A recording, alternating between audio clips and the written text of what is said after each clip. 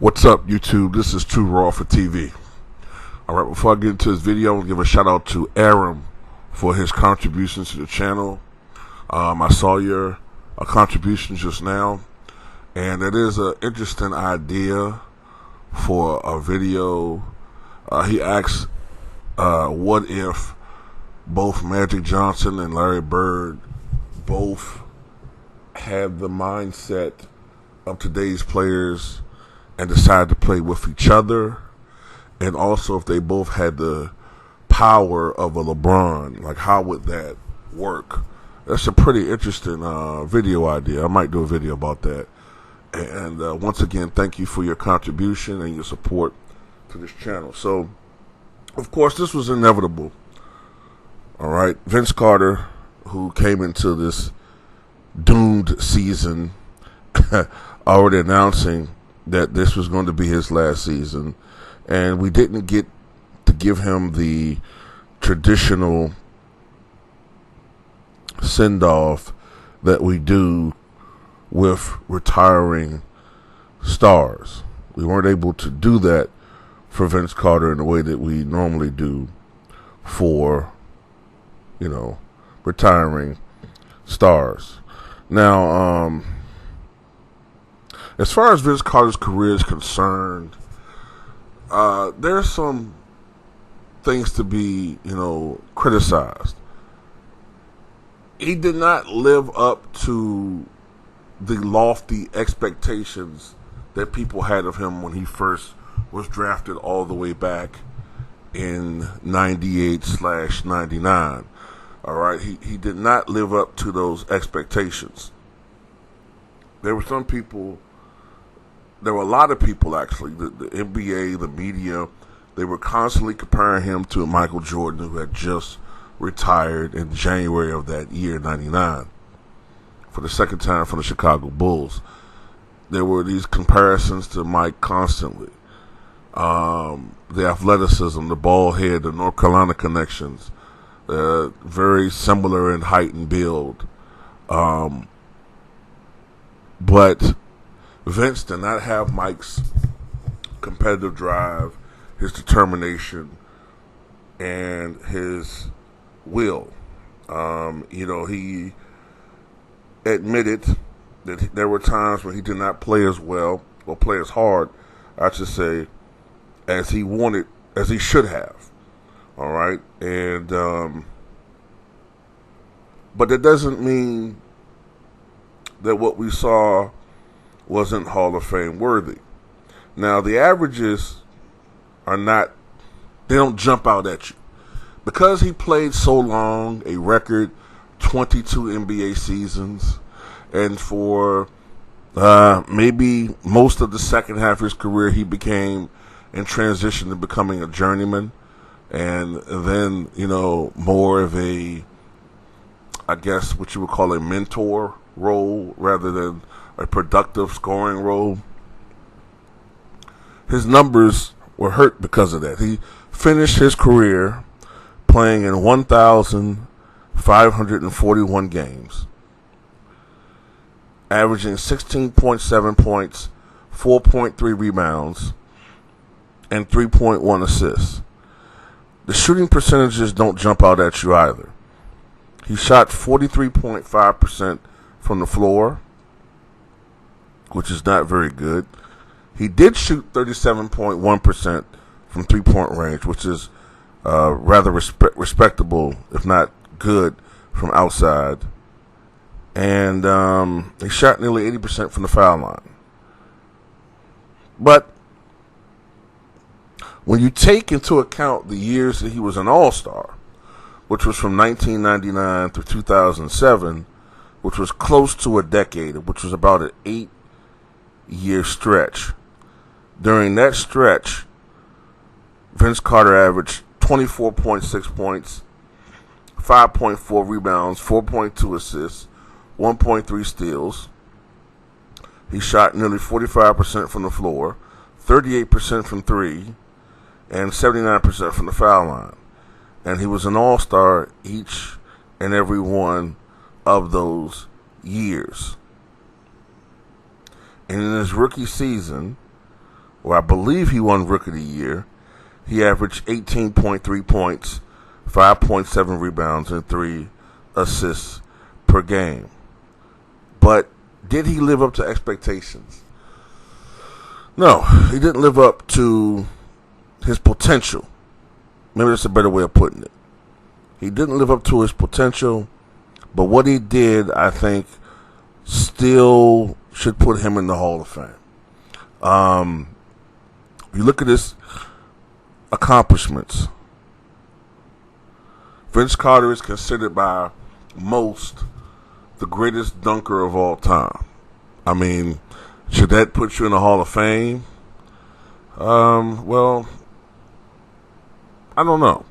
I don't know if that should put someone in the Hall of Fame just because they're the greatest dunker of all time. I mean, that's part of basketball. You have to have some other aspects of your game to be, above average, but he's considered by most to be the greatest dunker of all time, or he's 1-2 of Dominique Wilkins. Look at his accomplishments. He was an 8-time NBA All-Star. He was in the 2001 All-NBA second team, the 2000 All-NBA third team. He was a 1999 NBA Rookie of the Year. I thought he was. He was on the All-Rookie first team in 1999. He was part of one of the greatest shows ever in the 2000 Slam Dunk Contest.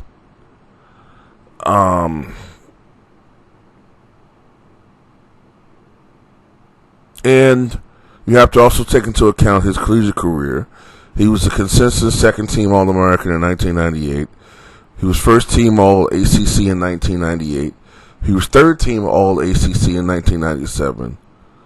His number 15 has been honored by the North Carolina Tar Heels.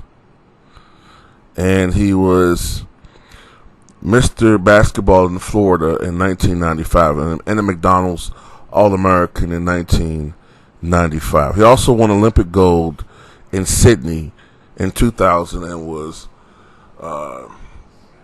and during that competition he registered one of the greatest dunks from a aesthetic and just overall uber athletic standpoint when he dunked over the 7'2", maybe even 7'3" Frederick Weiss. It was one of the greatest dunks. I mean, one of those types of dunks that you look at constantly over and over and over and over again on the highlight reel.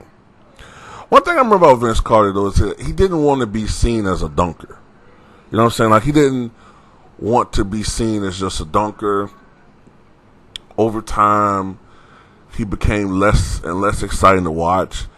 I would watch him with New Jersey, and while he would have the occasional dunk, he would go games without even a dunk, and he became more of a jump shooter. Now, in the long run, that was a smart thing for Vince Carter, because him altering his game, becoming more of a three-point shooter and more of a jump shooter, was what helped allow him to play an NBA record 22 seasons. Now, I want to compare his career to a guy that many people think shouldn't be in the Hall of Fame, or at the very least shouldn't be first ballot.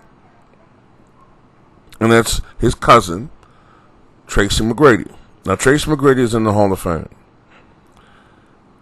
Now, Tracy himself played a very long time. In fact, Tracy preceded Vince in the NBA. He first got in the NBA during the 1997-98 season, the year before Vince arrived.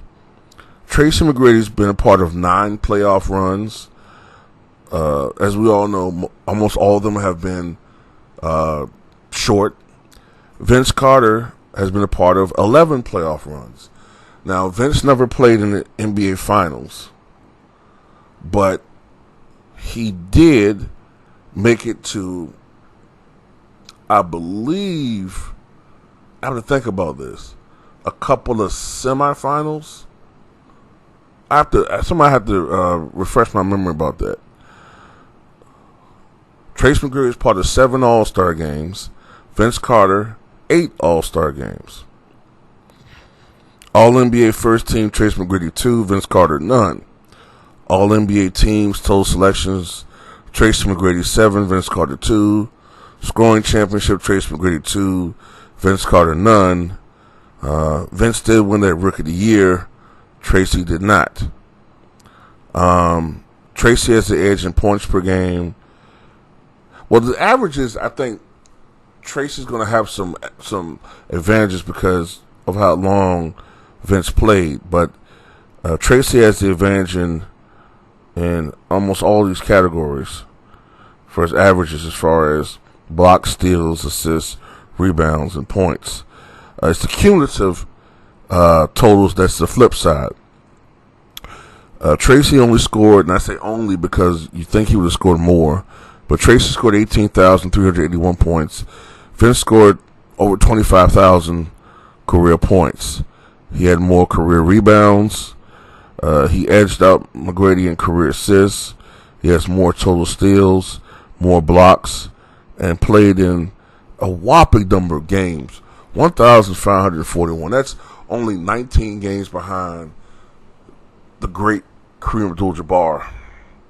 Field goal percentage, they're about the same. Vince was a much better three-point shooter, and Vince was a considerably better foul shooter.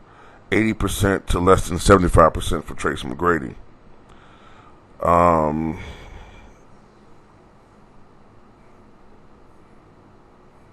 They both were spectacular players, but I would give the edge to Vince Carter just because of the fact that he had a little bit more playoff success, I guess, than Tracy McGrady. And I think if you're going to put Tracy in the Hall of Fame, I think you have to put Vince in the Hall. You know what I'm saying? I'm not saying that those two guys are top. There are different levels to it. And these are the guys that are kind of like lower tier Hall of Famers. But I think that if Tracy's in, you got to put Vince Carter in. You know what I'm saying? At least that's just my 2 cents of the situation. But I think you could say this, though.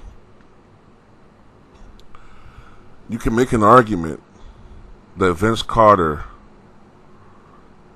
may be the best player ever to play with the Toronto Raptors organization. Now, you could say Kawhi Leonard, but the problem with Kawhi Leonard is he only played in 60 games. He did help deliver a championship, but he only played one season in only 60 games. You could say Chris Bosh, but I don't know whether Chris Bosh ever had that, that type of buzz about him the way that Vince Carter did, that excitement factor. Although that shouldn't be the only factor involved. And I don't really remember Chris Bosh having any playoff success with the Toronto Raptors. Vince did have some playoff success with the Raptors, at least earlier on.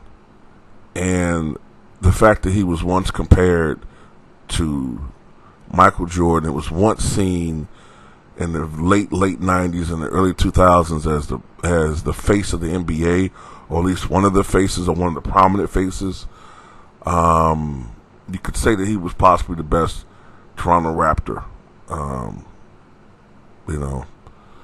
But tell me what you guys think.